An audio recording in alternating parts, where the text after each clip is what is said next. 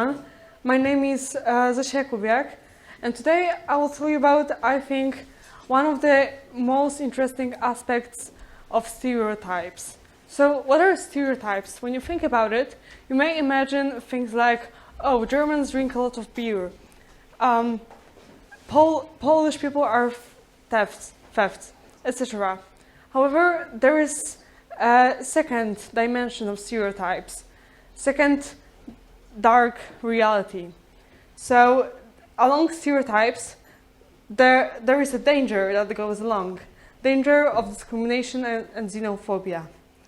So, in my speech, I would like to tell you about the stereotypes connected with black communities and Muslim communities, which, in my opinion, are the two groups the most affected by the stereotypes.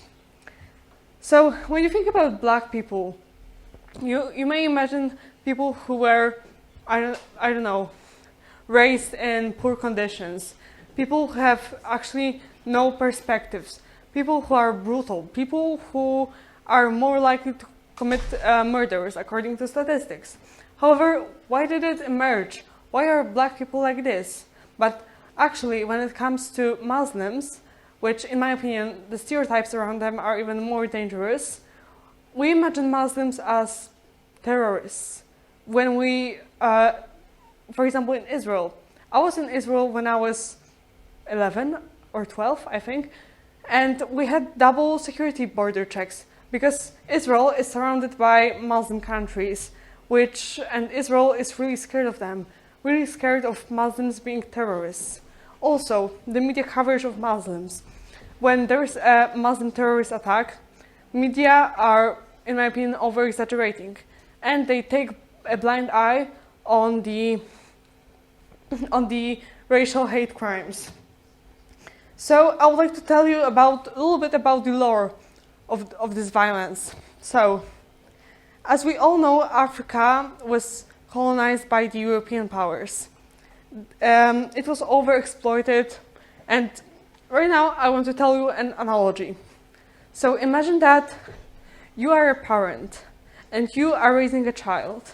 Your child turns 18 years old and, for instance, moves abroad to a university. So what do? You obviously want to make sure that your child will survive, that your child will have an opportunity to live a good life. However, when European powers were leaving Africa, they didn't make sure that the peace will stay there. They didn't make sure that the borders will be adequate in terms of the ethnic borders. And most importantly, they didn't make sure that democracies will emerge. So, what Africa suffers right now from?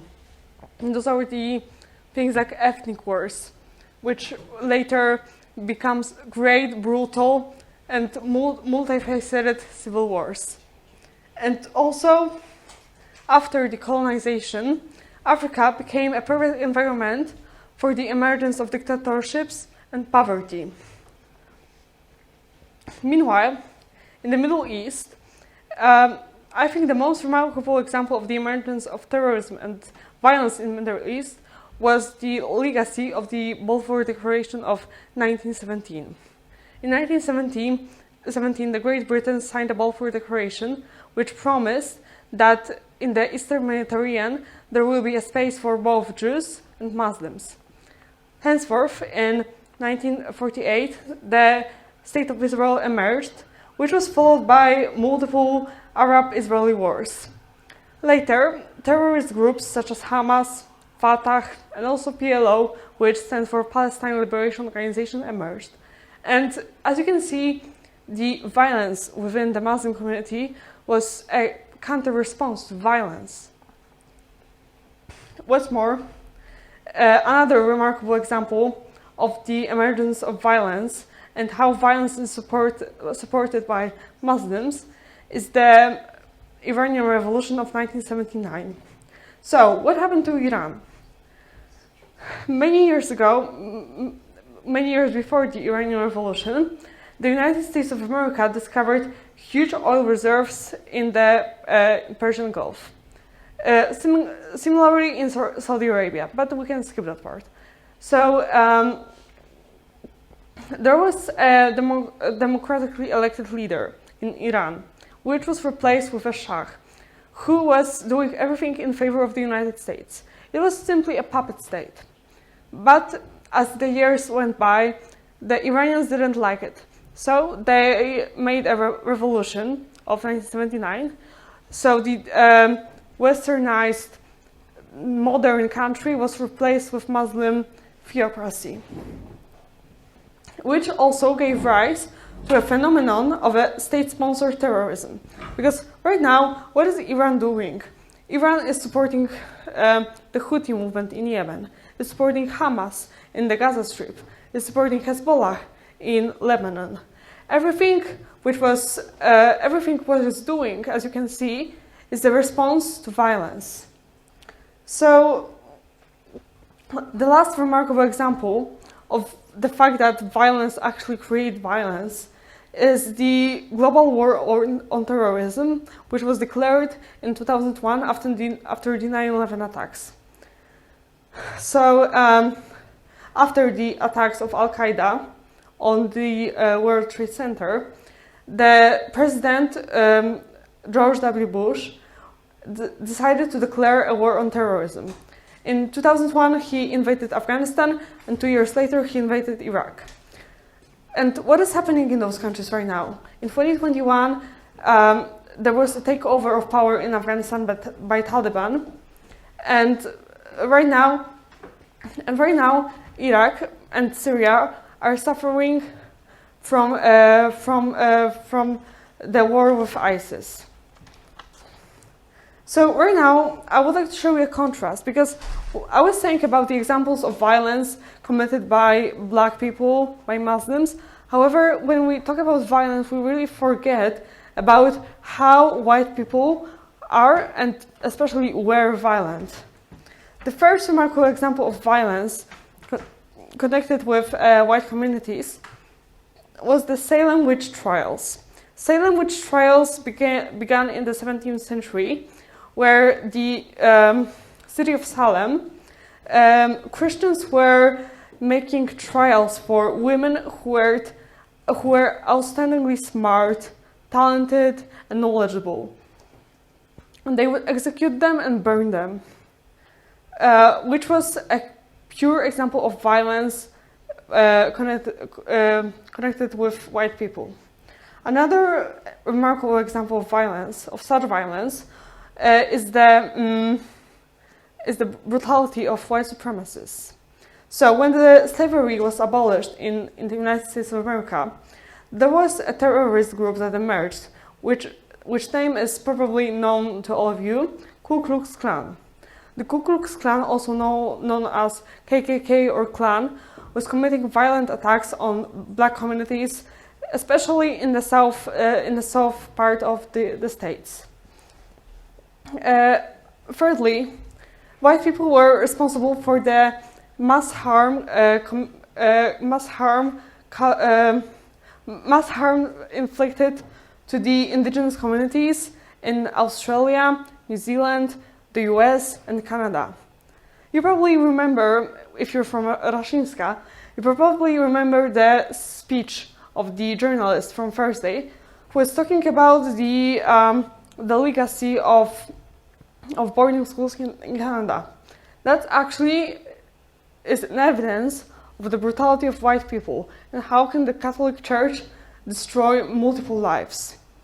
Another extreme example of how white people are violent and how hate can fuel violence was the Holocaust and the emergence of Nazis in the Third Reich. Lastly, I would like to tell you about the not so known as the Holocaust, Holodomor. Holodomor means death by starvation.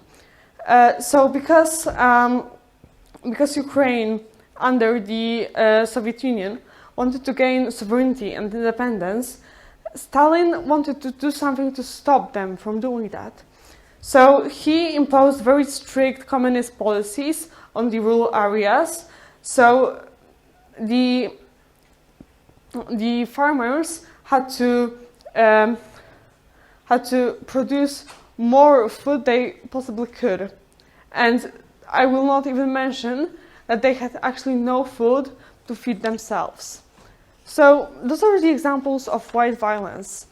And actually, coming back to the media coverage, I would like to tell you that when it comes to hate crimes committed by white people, for example, white people being anti-Semitic, for example, in France, because of the latest escalation of the conflict in Gaza, it is silence. Nobody talks about white people doing crimes. However, if there's a terrorist attack committed by Muslims, the world is talking about it all the time. We are taking a blind eye on bad things that white people are doing. However, when a black person does something bad, we all immediately know about this. And that's our problem. And even bigger problem is that we actually normalize it. We don't see anything wrong about it. So, in summary, I would like to tell you that our perception of non-white people is generally distorted. We perceive black people and Muslims are the bad cops. We perceive them as dangerous people. We perceive them as terrorists. We are scared to let them in our country because we are scared of what they can possibly do to them. The best argument of, for example, Polish people saying that they will not let Muslims in Poland. They say, oh, have you seen what happens in Belgium? Have you seen what happens in Germany? Have you seen what happens in France? We are actually scared. And why are we scared? Because of media coverage. And that is a bad thing. Thank you so much.